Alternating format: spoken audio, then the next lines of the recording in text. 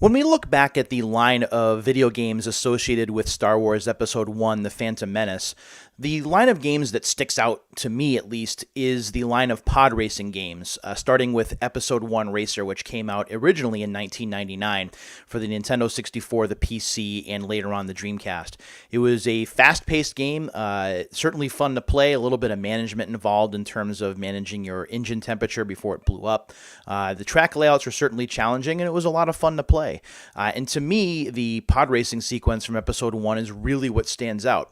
While the rest of the movie tends to get panned a lot by critics, and we've certainly seen that through Red Letter Media and other sources, the pod racing sequence for me is something that will always stand out. It was really one of the coolest things. And when I got the Episode 1 DVD and was playing it in my room with a stereo system, listening to the stereo separation and watching it on my TV was just a really, really cool thing. So the Nintendo 64, the Dreamcast, the PC, and the arcades got a separate Episode 1 Racer game from Sega, but the PlayStation or PlayStation 2 are kind of left out in the cold.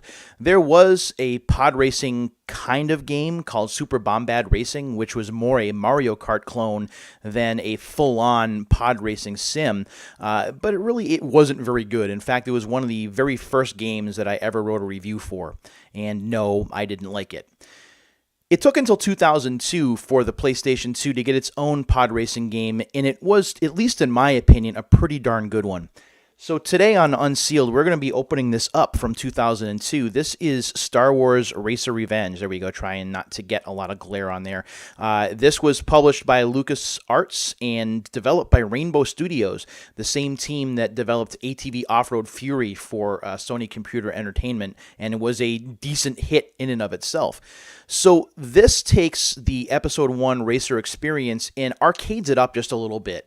It's not the full-on arcade experience that we saw in Episode 1 Racer in arcades, and that Sega coin-op, if you haven't played it, you should. It is really, really good.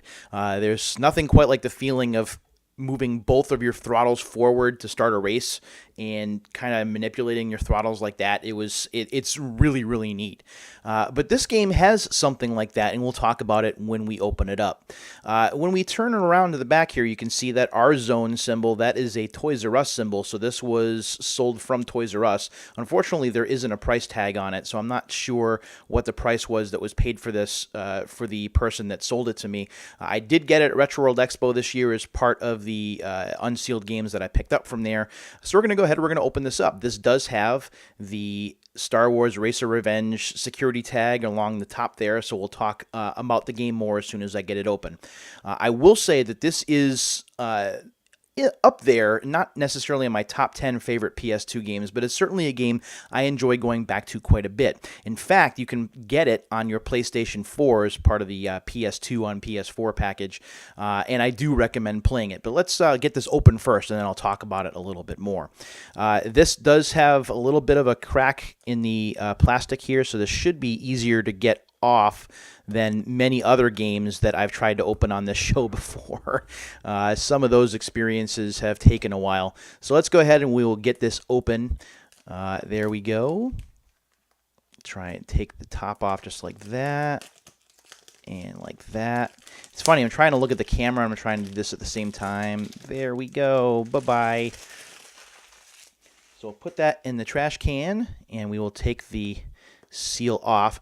Interesting to note about Racer Revenge, it is a compact disc-based game, so it's a blue-backed disc. It's not DVD, so if you have a PS2 that's kind of finicky with these blue-backed discs, this may be a bit more problematic for you to play. All right, so we'll take that off of there. I'll just put that on my pants for now. There we go. Okay, and let me just make sure the disc doesn't fall out. It doesn't. All right, so here's the back of the case. Fight to the finish at 600 miles an hour, and that sounds pretty scary. At least it does to me. Race against 18 of the most aggressive, unforgiving pod racers in the universe, with supercharged AI keeping you in the thick of the action. Experience blistering speed with all-new pod racers on 13 hair-raising courses across 5 worlds to win your way to the Bunta Eve Classic. Smash your opponents into twisted wreckage on your way to victory. And again, you can kind of see some of the screenshots here. Let me get my big fat fingers out of the way. There we go. It is an E for everyone game, so anyone can play it. There's not a lot of violence in there per se, although there's certainly a lot of pod racer crashing. When we go ahead and we open this up, we'll do it just like this. On the inside, you do see the Racer Revenge disc in yellow right here, and you also see the manual, which looks like kind of like a journal over here on the side, and that's what we're going to take out and look at right now. So we'll take that out. Put this off to the side. There we go. The manual is all of 18 pages long, so it's not very in-depth. It is in full color, which is kind of nice, although there's not a lot of color to it. It's very yellowish orange, I guess. But it does talk about how to repair your vehicle using speed boost, combat with opponents, which is something that's very big in this game, and I'll talk about that in a second. Some of the gameplay modes as well. Watto's Garage. It covers all of the different characters. Sebulba, Anakin is both here. Dudbolt's here. Team 2 Paglis, Odie Mandrell, Akko 9-Bar. The list goes on. There's even some tips and hints here as well. In the back here, I'm trying to look and see what some of the voice work was. I know Greg Proops did some work on this in terms of voice acting. Can't seem to find it. Oh, voice credits.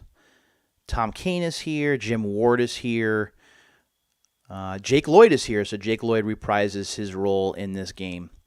So that's pretty neat, too. And, of course, there's some Star Wars music in here, so if you like John Williams scores like I do, then that's perfect. So what to understand about this game? Well, first and foremost, as I mentioned, it is very arcade style. It is not simulation aspected. Now, granted, Episode 1 Racer wasn't a sim either, but I think it kind of towed the line between sim and arcade a bit, whereas this game is more full-on arcade. This game encourages you to crash into other racers to do damage, to actually destroy the other racers, and you can get credits for doing that. It's a lot like F-Zero X in that aspect if you've played F-Zero X for the N64. That game also rewards you, although not heavily, for destroying other racers or knocking them off the track. So this game does that too. The track layouts are certainly very interesting. The game flows pretty well. It moves quickly. I like the level of detail in it. Again, the music is great. The voice work is pretty good. And there's nothing like those races on Tatooine, which feel very familiar, like you're playing out the scene right from the movie. And I think that that's the coolest thing. So again, I really do recommend this game if you find it. It's not very expensive, whether you get it for your PS2 or whether you get it for your PS4, and then you'll be able to stream it like I may at some point in the near future. I believe the game is less than $10 to get, and it has a fair number of tracks to it. It looks and plays pretty well, and I do recommend it.